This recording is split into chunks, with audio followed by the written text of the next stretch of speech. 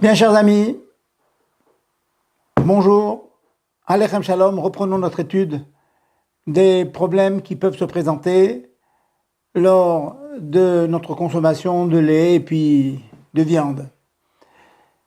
Il peut arriver qu'après avoir consommé de la viande, par erreur, on commence à manger du fromage ou à boire un verre de lait. Que fait-on? On s'arrête tout de suite. Que fait-on si on n'a pas commencé à manger le fromage ou le lait, mais que nous avons fait la bracha? Il y a une bracha, une bénédiction qui risque d'être en vain si on ne mange pas ce fromage. Alors que fait-on? Est-ce qu'on a le droit de manger? La majorité des décisionnaires disent que si 1 heure est déjà passée après la consommation de viande, eh bien, on goûtera quand même ce fromage pour éviter de faire une bracha à levatala, d'avoir prononcé le nom de Dieu, d'Hachem, en vain. Donc, après 1 heure, eh bien, on goûte le fromage un petit peu pour faire en sorte que la bracha ne soit pas en vain, et puis on s'arrête. Certains disent que il faudra attendre 3 heures pour éviter donc la bracha et levatala, mais on peut s'appuyer pour ceux qui disent qu'1 heure suffit.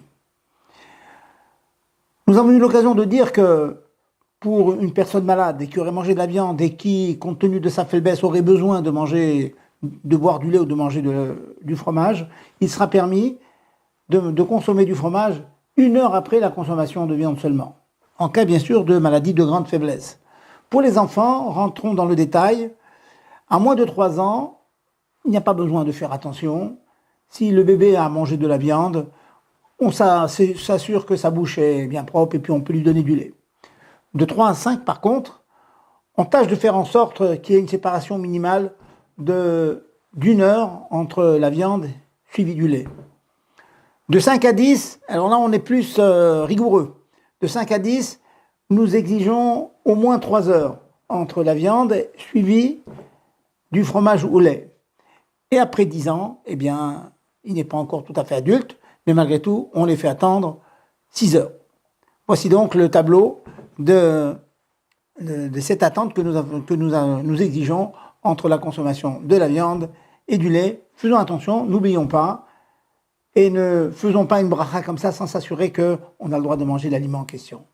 À très bientôt.